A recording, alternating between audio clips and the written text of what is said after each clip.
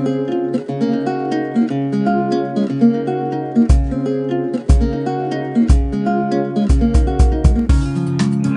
વિદ્યાર્થી મિત્રો,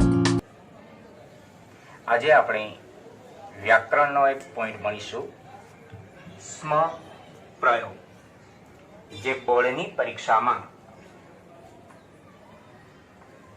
એક ગુણમાં પૂછાય છે. સ્મ પ્રયોગ શીખવા માટે આપણને બે કાળના પ્રત્યયો આવડવા જરૂરી છે, ભૂતકાળ અને વર્તમાન કાળ. તો જોઈએ સ્મ પ્રયોગ કઈ રીતે બને. તો વાક્યમાં રહેલા ભૂતકાળના ક્રિયાપદની જગ્યાએ વર્તમાન કાળનું ક્રિયાપદનું રૂપ મૂકી અને પછી સ્મ લગાડવાથી વાક્ય સ્મ પ્રયોગ વાળું બને છે. ફરીથી જોઈએ, વાક્યમાં રહેલા ભૂતકાળના ક્રિયાપદની જગ્યાએ વર્તમાન કાળનું ક્રિયાપદનું રૂપ મૂકી અને પછી સ્મ લગાડવાથી વાક્ય સ્મ પ્રયોગ વાળું બને છે. સ્મ પ્રયોગ કરતી વખતે ભૂતકાળના ક્રિયાપદની આગળ રહેલો અ નીકળી જાય છે. તો મિત્રો, અહીંયા આપણને બે કાળ આવડવા જરૂરી છે, ભૂતકાળ અને વર્તમાન કાળ. તો અહીંયા એના પ્રત્યય લેખા છે, પરસ્મય પદ અને આત્મનેય પદ. ભૂતકાળ એની નીચે આપેલો છે વર્તમાન કાળ. ભૂતકાળ અને નીચે વર્તમાન કાળ. તો ભૂતકાળ જે પુરુષ અને વચનમાં હોય એ જ પુરુષ અને વચનમાં વર્તમાન કાળનું ક્રિયાપદ આવે. માની લો કે ભૂતકાળ ઉત્તમ પુરુષ એક વચનમાં છે, તો વર્તમાન કાળ પણ ઉત્તમ પુરુષ એક વચનમાં જ આવે.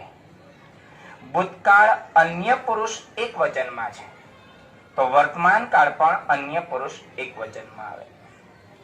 ભૂતકાળ અન્ય પુરુષ બહુવચનમાં હોય તો વર્તમાન કાળ અન્ય પુરુષ બહુવચનમાં આવે.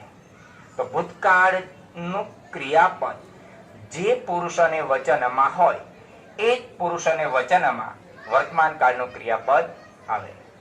હવે સૌથી વધારે આપણને જો કોઈ પૂછાતા હોય એવા ક્રિયાપદો હોય તો એ માત્ર છે અન્ય પુરુષ. બહુ સરળ છે આનો માર્ક્સ લેવું. માત્ર અન્ય પુરુષમાંથી જ પૂછાય છે. એમાં પણ અન્ય પુરુષ આત્મનેપદ દ્વિવચન ક્યારેય આપણને પૂછાતો નથી. એવા ક્રિયાપદો બહુ ચોપડીમાં ઓછા હોય છે. છતાં પણ આપણે ઉત્તમ પુરુષ એક વચનને યાદ રાખવું જરૂરી છે, ક્યારેક આ પૂછાઈ શકે.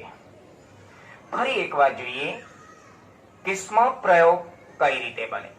વાક્યમાં રહેલા ભૂતકાળના ક્રિયાપદની જગ્યાએ વર્તમાન કાળનું ક્રિયાપદનું રૂપ મૂકી અને પછી સ્મ લગાડવાથી વાક્ય સ્મ પ્રયોગ વાળું બને છે. સ્મ પ્રયોગ કરતી વખતે ભૂતકાળના ક્રિયાપદની આગળ રહેલો અ નીકળી જાય છે. ઉદાહરણ તરીકે આપણે જોઈએ, રામઃ વનમ અગચ્છાત. આ રીતે વાક્ય આપ્યું હોય અને પાછળ સૂચના આપી હોય, સ્મ પ્રયોગ કરો. આ રીતે સૂચના આપી હોય, સ્મ પ્રયોગમ કરો, સ્મ પ્રયોગ કરો. તો આપેલા વાક્યને આપણે સ્મ પ્રયોગમાં ફેરવવાનું હોય છે. મિત્રો, એમાં ફેરફાર માત્ર ને માત્ર ક્યાં થશે? ક્રિયાપદમાં. અને આ ક્રિયાપદ હંમેશા વાક્યમાં ક્યાં હશે? છે. જે ભૂતકાળનું ક્રિયાપદ હોય છે જેને આપણે ફેરવવાનું હોય છે વર્તમાન કાળમાં. તો વર્તમાન કાળમાં ફેરવતા પહેલા ભૂતકાળના ક્રિયાપદની આગળ રહેલો અ નીકળી જાય છે, કારણ કે વર્તમાન કાળમાં અ હોતો નથી. તો આપણે અને કાઢી નાખ્યો એટલે હવે આ શબ્દ બની ગયો ગચ્છત. છેડે આપ્યું છે ત ખોળો. ત ખોળો હોય તો શું બનશે? તી. તો ગચ્છતનું બની જશે ગચ્છતિ. અને પછી લગાડી દેવામાં આવે સ્મ, એટલે વાક્ય બની જાય સ્મ પ્રયોગ વાળું. માત્ર ને માત્ર ફેરફાર ક્રિયાપદમાં છે, બીજા કોઈ અન્ય પદમાં નથી. બાકીનું વાક્ય આવશે બેઠું. રામઃ વનમ ગચ્છતિ સ્મ. પણ મિત્રો આગળના એક શબ્દમાં ધ્યાન તમારે એ રાખવાનું છે કે જો પાછળ સ્વર હોય તો હંમેશા મ ખોળો મુકાય છે, જેને હલંત મ તરીકે ઓળખાય છે.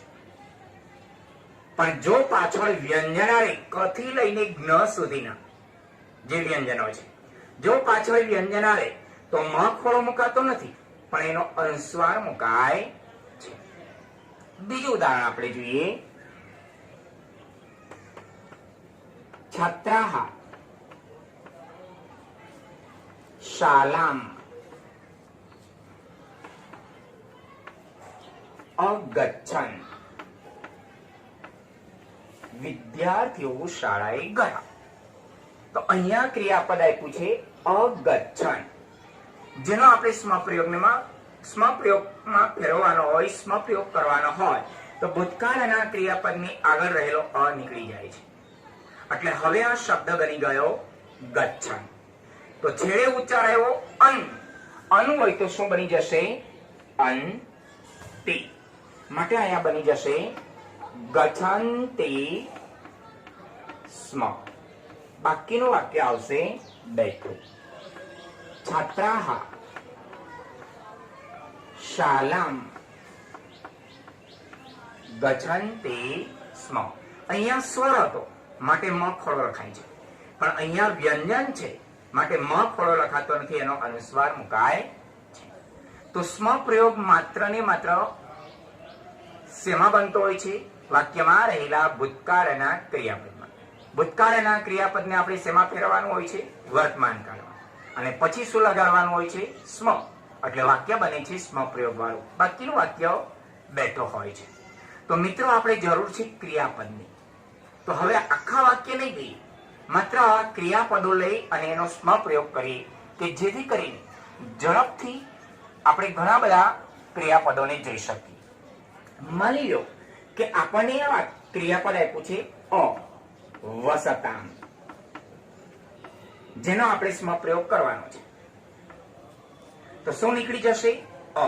એટલે હવે આ શબ્દ બની ગયો વસતામ. તો છેડે પ્રત્યય કયો આવ્યો? તામ. તામ હોય તો શું બનશે? તહ. માટે વસતામ નું બની જશે વસતઃ સ્મ. બીજું આપણે એક ઉદાહરણ જોઈએ. અલભત, જેનો આપણે સ્મ પ્રયોગ કરવાનો હોય તો શું નીકળી જશે? અ. એટલે હવે શબ્દ બની ગયો લભત. છેડે પ્રત્યય કયો એવો છે? ત. પણ ત કેવો છે? પૂર્ણ. ત પૂર્ણ હોય તો શું બનશે? તે. માટે અહીંયા લભતનું બની જશે લભતે સ્મ.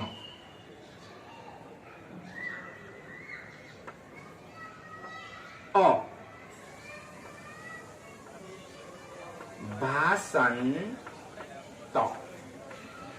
તો શું નીકળી જશે? એટલે હવે આ શબ્દ બની ગયો ભાષંત. તો છેડે ઉચ્ચાર આવ્યો અંત. અંત હોય તો શું બની જશે? અંતે. માટે અહીંયા બની જશે ભાષંતે સ્મ. બાકીનું વાક્ય આવશે બેઠું. આ પૂર્ણ વાક્યમાં આપણને સ્મ પ્રયોગ પૂછાય છે, પણ માત્ર ને માત્ર ફેરફાર ક્યાં થાય છે? ક્રિયાપદમાં. જોઈએ હવે વધારે ઉદાહરણો.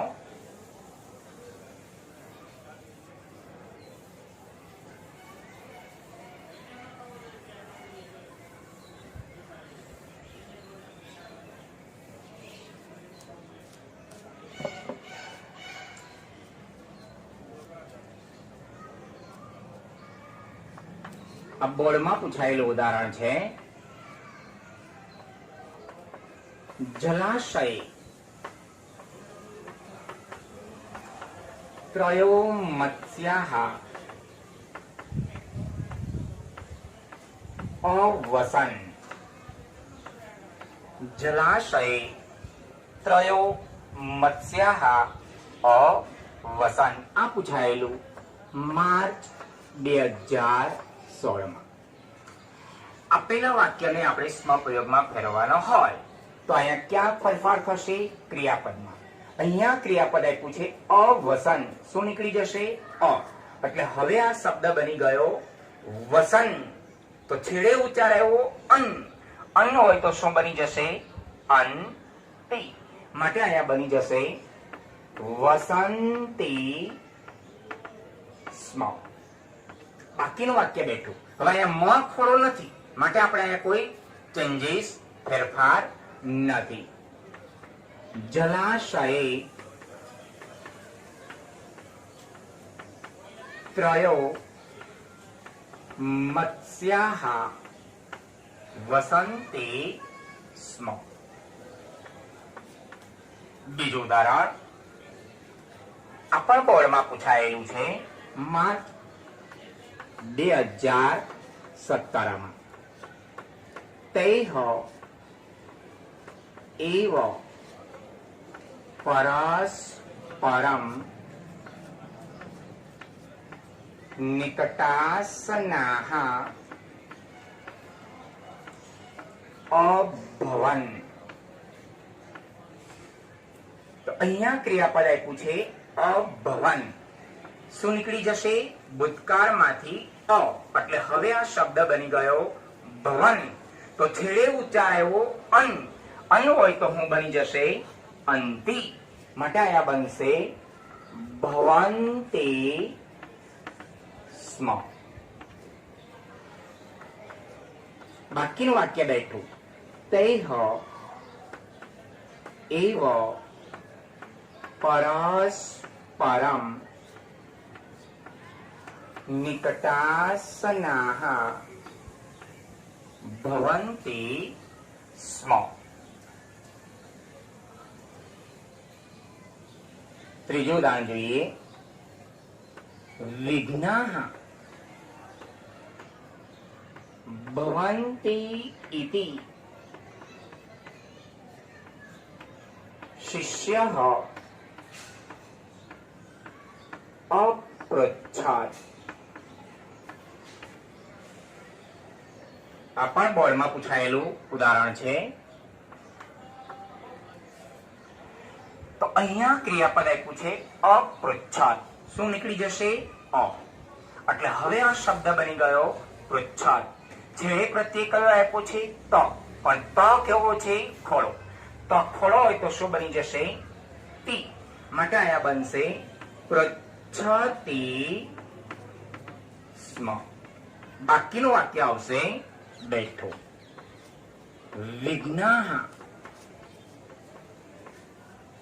ભવન્તિ ઇતિ શિષ્યઃ પૃચ્છતે સ્મ. આ પણ વાક્ય બોર્ડમાં પૂછાઈ ગયેલું છે. શ્રદ્ધાવાન જ્ઞાનમ અલભત. તો અહીંયા ક્રિયાપદ આપ્યું છે અલભત. શું નીકળી જશે? અ. એટલે હવે આ શબ્દ બની ગયો લભત. પણ છેડે કયો પ્રત્યય છે? ત. ત કેવો છે? પૂર્ણ.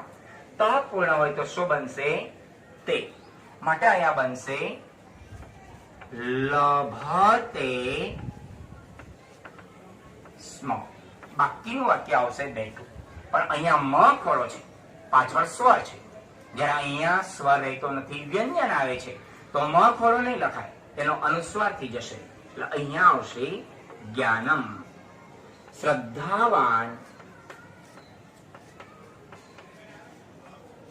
જ્ઞાનમ લભતે સ્મ.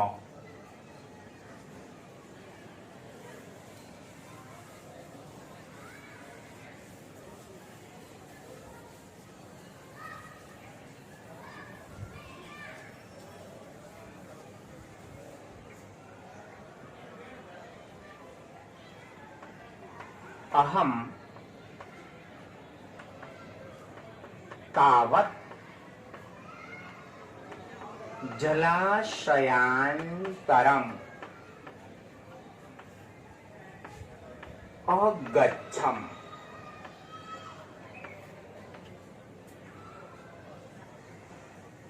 અહીંયા ક્રિયાપદ આપ્યું છે અગચ્છમ. શું નીકળી જશે? અ. એટલે હવે આ શબ્દ બની ગયો ગચ્છમ. શબ્દને વાંચો એટલે ઉચ્ચાર અંતે પકડાઈ જાય. તો છેડે ઉચ્ચાર આવ્યો અમ. અમ હોય તો શું બનશે? મી.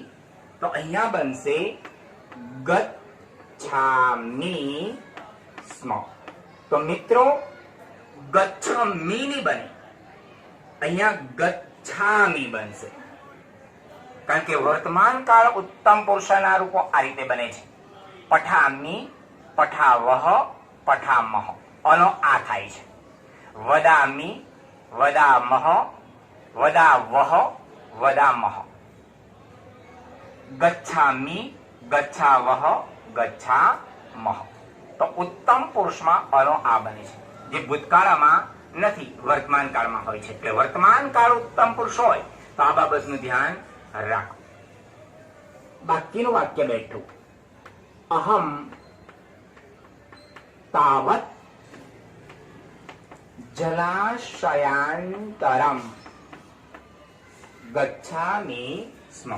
અહીંયા સ્વર હતો એટલે મ ખોલો, પણ અહીંયા વ્યંજન છે માટે મ ખોલો લખાતો નથી, એનો અનુસ્વાર મુકાય છે. તો અત્યાર સુધી આજના ટોપિકમાં તમે જે સ્મ પ્રયોગ જોયો એમાં ક્રિયાપદો આપણે કેવા જોયા હતા? અવાળા, જેને આપણે કહીએ ભૂતકાળના સાદા ક્રિયાપદો. આવું કશું નથી હોતું સાદા, પણ આપણે એક નામ આપી દઈએ કે જેથી કરીને આપણને વધારે ગહનતાથી ખબર પડે. તો અત્યારે આપણે જે કઈ ક્રિયાપદો જોયા એ તમામ અવાળા ક્રિયાપદો હતા. અને નિયમ પણ આપણને કહે છે કે ભૂતકાળના ક્રિયાપદની આગળ રહેલો અ નીકળી જાય છે. હવે આપણે નેક્સ્ટ વિડીયોમાં એવા ક્રિયાપદો લઈશું ભૂતકાળના કે જેની પૂર્વે આપણને અ જોવા મળવાનો નથી.